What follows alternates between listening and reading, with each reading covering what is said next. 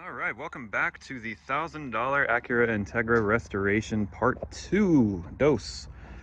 So we're gonna start back here. The other day I got pulled over actually because somewhere, I think it's this light, isn't working.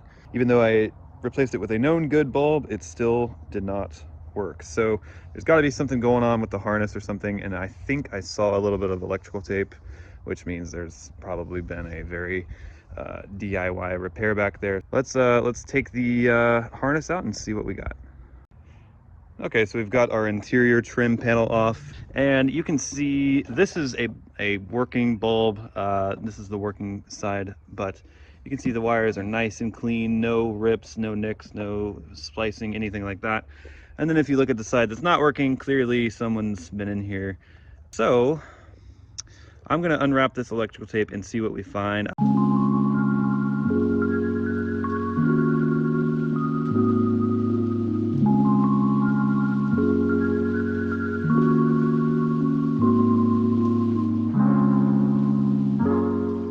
So I am forced to take out the headlight now and see what's going on. The whole headlight harness appears to come through here. You just unplug this clip and then you can pull the headlight off, or tail light, brake light, whatever. Pull it off and we can hopefully get a better look from here. My guess is that there's a broken wire somewhere between this plug where everything comes in and this socket right here. Hey, bud. And actually, I just realized something. I am going to unplug this headlight, or rather take it off the car and plug it into this harness right here. It really only took me about 5 or 10 minutes to get this off. And so if I do that and everything works perfectly, then we know, okay, it's this harness. But if it's still the same, then it's something further down the line. I'm hoping it's just the harness. Okay, I'm very sorry, but this is the best angle I could muster.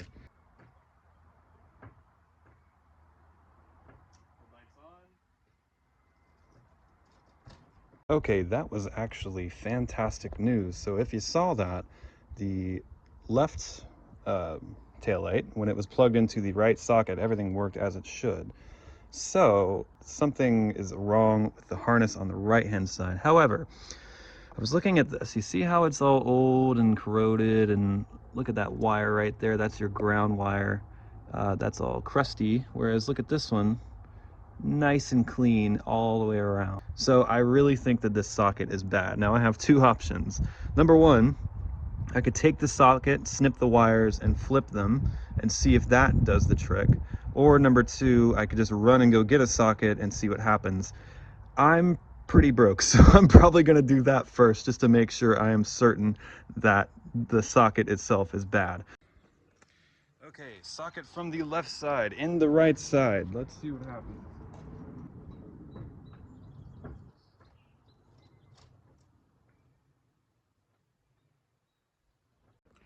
Okay, so we have 100% confirmed that the old socket in this harness was what was bad. Get out of here. We'll pick that up later.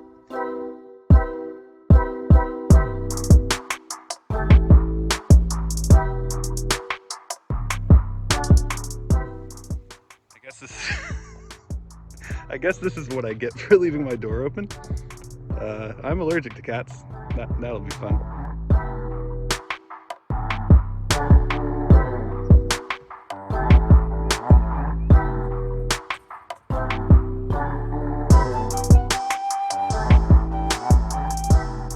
Yay! As you can tell by the last video, the brake light is now working as it should. Did get a harness from AutoZone and it wasn't exactly the right fit, like I had to grind off a tab, but other than that, it went pretty smooth. Anywho, yeah, I don't know what I'm gonna do next, but I suppose future me will, so here's the next thing.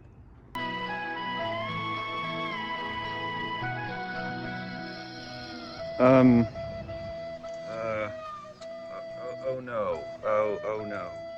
Oh no. But wait, there's more. Oh no. Oh no. Oh no. Oh my God. All right, so as you saw from the last clip, we got tons and tons of water in here. It is freaking soaked. That's bad. I park on a hill. So I park basically the back of the car is where the front of that Honda Pilot is. And so basically overnight, all the water came from the trunk, which we know is leaking from where I put the taillights on wrong, apparently, all the way to the front of the car. Yay. So, I have taken the liberty of taking everything out of the trunk, but we're going to see just how bad it is. I truthfully have not looked yet. Here goes the, oh God, it's moist. Oh no, oh boy. Oh man. Yeah, that's full of water. So I got everything out of the interior that was wet, except the carpets themselves. The plan as it sits at the moment is vacuum this out, dry this as best I can by hand with towels, vacuum the carpets, dry the carpets with a hair dryer, and then go grab my dehumidifier from storage and leave it in here overnight. Fingers crossed that'll actually help. So let's get started. Okay, as you can tell, I got a little bit carried away, and by a little bit I mean a lot. But look at all that. I'm so glad that I did that, because there is no way a hair dryer and a dehumidifier would have done anything to this. Whew, that was a good 2-hour struggle. I literally just got the carpets out of here. So I gotta get this water out. As you can see back here, that's pretty dry now. All I did was vacuum out the water and then just dry it with a towel. Okay. So I started working on this around 6. It is now 9, and that's after working an 8-hour shift. And this is the situation. So I've patted everything down with towels. It's a lot better, and I do not have the energy to run to storage and grab my dehumidifier, so we're going to use this fan for tonight. One additional little thing.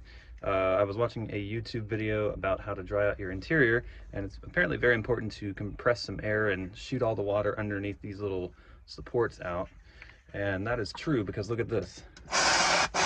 Look at all that water coming out of there. Some of that's the bitterant that's in this, but it is wet, so definitely got to get that out of there, otherwise it will never dry. Okay, so it's been a day or two since that last clip, and I've had some time to kind of think and ask around what might have happened, and I'm happy to announce I have achieved triple dingus status with this repair. So, as you can see, these are not the same bolts as, where are they? Where's a real one? There we go. One of those. That is because I dropped a few. It's really hard to get your hand back there. I didn't feel like taking this whole panel off. Dropped a few back there and just decided, it's fine. Don't do that. Do not do that. I will never do that again, especially with something as fragile as sealing your car from water. This is literally completely my fault. So that's dingus number 1. Dingus number 2 is when I put these on, I over tightened them, and some of the studs kind of spin freely now. Yeah.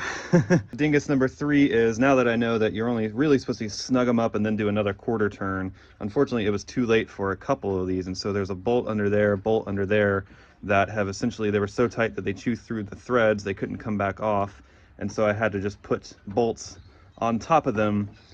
Thankfully that's working. They're acting as basically just a big washer now, but yeah, triple dingus status. Congratulations. So it's the next day now, and fingers crossed that this is the last update until I am able to throw this thing back together. Went ahead and retested the taillights, pouring water on them. No water got in, which is great. Got this delete plug installed, which I already had. Yeah, so now I'm just waiting for everything to dry. You're not really supposed to put stuff in the sun because it can shrink it, but it's literally 60 degrees out, and they had been in the shed for like 3 days and they still weren't completely dry. So hopefully the next update will be putting it back together. Big fingers crossed there. 3 days later. Well, I had my first flat in the Integra, I was looking at the tire after I pulled it off, and you know, I saw a little nail. I was like, okay, you know, that might be it. Saw a bigger nail. I was like, yeah, that's probably it. Nope. Nope. Not it at all. How did that even happen? I knew something was wrong when I looked at the exhaust and saw fresh burned rubber. Okay, well, glad I have 4 new ones waiting at home. All right, so it's been a couple weeks since that last clip where you saw the flat tire, and I have a few updates. So the first one is that I finally did get the interior back together. Went together well. I've been driving it a couple weeks and no smells, no anything like that. So the other update is that I finally did go ahead and put on all 4 brand new tires, and these little wheel locks. I didn't realize they would stick out that far. Oops. Yeah, so that's good. That's the good. The bad is that I literally just discovered it's still leaking a little bit. It rained for 2 or 3 nights, so like that's not as bad as it was. I'm gonna have to dry this out and come back to it when I have some more energy and just keep an eye on it every time it rains. 2 more quick little updates. One is that for some reason the car thinks this door is open at all times now. And I know it's this door because the trunk has its own like little circuit and its little light in the dash. Whenever I open the driver door with the key still in the ignition, it starts beeping, but when it's closed, it doesn't do that. So it definitely thinks that this is the door. I don't know why. I'm guessing I like nicked a wire or something. Thankfully, this isn't a modern car, so it doesn't like beep at you while you're driving. It's literally just a light. The next little update is that while we were putting these tires on, I did it at work. Like, I'm not a technician, but my friend is. He took a look at the car for me, and both the rear control arms have torn bushings. The power steering rack is leaking a little bit. Outer tie rod ends have torn boots, which to be expected. But the big thing is the CV axles need to be done pretty soon. And I've been hearing that as I've been putting it in gear. I just hear a little click, almost like a ping pong ball. So that is probably going to be a part that I buy soon. This whole trunk leaking thing has been the only time I've not been able to drive the car at all, the whole time I've had it. So this is dead reliable, but I was just in a rush to get it back together because I love this car. The good news is I did find some spoils when I was cleaning the interior. I will show you. Okay, so the spoils from cleaning this car. Firstly, we have a rubber duck that looks like it's been on fire. Okay, next we have not 10 cents, not 35 cents, but 45 whole cents. So I got paid pretty good for doing this. I think I left a dime under there actually. And the last thing is, I know a surprisingly little amount of information on the previous owner of this car, but I did find this. Okay, this is a piece of tape from a mixing board, a music mixing board. You can see bass, kick, snare, tom 1, tom 2, overhead left, overhead right. So whoever drove this car before me most likely was a musician of some sort or in the music community, which kind of makes sense because the service records that I see on this car on Carfax, they were done at a garage in East Atlanta, which is a very like musician friendly community. So that makes sense. But that is all I found about the previous owner. I was expecting to find like an ID or something. I don't know, but that is all I know, is that the previous owner of this was likely involved in music in some capacity, and they like to set ducks on fire. Yeehaw, baby! Yeehaw!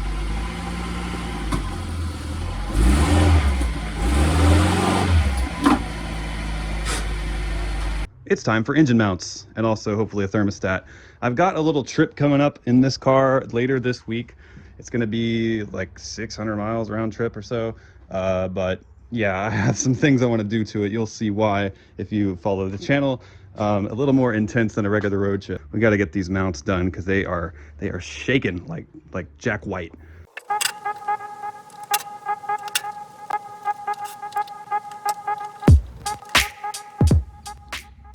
Old,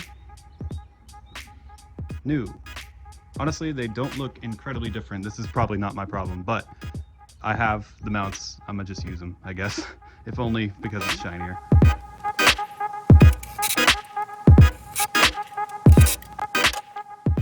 Okay, engine mount number 1 is taken care of. Now on for number 2. I don't know where it is. We'll find it. Old and new. Look at all the cracked rubber. This is definitely original to the car, but obviously this is much newer. These are Amazon mounts, so I'm not sure how great they're going to be, but I'm sure they're going to do a lot better. This is, in particular, the transmission mount. It's what I just took off over here. This took quite a while. There's not a lot of clearance down there. These lines are really what's in the way most of all, but thankfully I got it out, so now to slap it back in there. Okay, so it is the next day now, and I am working on getting a mount that's under here out, and I actually did get it out. I'm gonna show you the new one first. So the new one, you know, it flexes a little bit, but that's apparently by design. The old one though, yeah, that's probably your problem right there. Pro tip for any Integra owners, at least LS owners that are changing their engine mounts. You could take that bracket off down there and replace the torque mount. It's at the end of the bracket, or you can just loosen this one up and let the engine kind of drop to where you can get it out from under the wheel well. So that took some thinking while I was at work today, but yay, I managed to avoid taking that bracket off. So now we're gonna pop this one on, and there's basically an identical one over here. Hopefully I can do the same thing over here. New, old, old. Yeah, I think it was time. Well, that's just about gonna do it for part 2 of the $1,000 Integra restoration project. I think we successfully broke more things than we fixed, but that's okay because we're gonna fix them. I'm slowly learning the joy of having a project car. But in all fairness to this car, I have put almost 10,000 miles on it, and it has been rock freaking solid. And overall, I do think we are still improving things. The engine mounts have made a ton of difference. And yeah, I mean, it's driving well. It sounds great. It feels great. It doesn't feel like it has 211,000 miles on it. I did go ahead and pick up some new CV axles for it. So those might go on in the next video, but to be honest, since none of the problems are catastrophic, I honestly am thinking about wanting to start buffing this paint or trying to get it at least better than it is. In the time that I've had this car, I actually got a new job, and part of that job is buffing cars. So this is just driving me absolutely batty. But anyway, thank you so much for watching, y'all. It really means a lot to me, and I'm actually I've started to make slight money from YouTube, so thank you so much. That's gonna pay for parts for this car and all sorts of other stuff for the channel, so thank you, thank you, thank you. Thanks for watching, and I will catch you in the next one.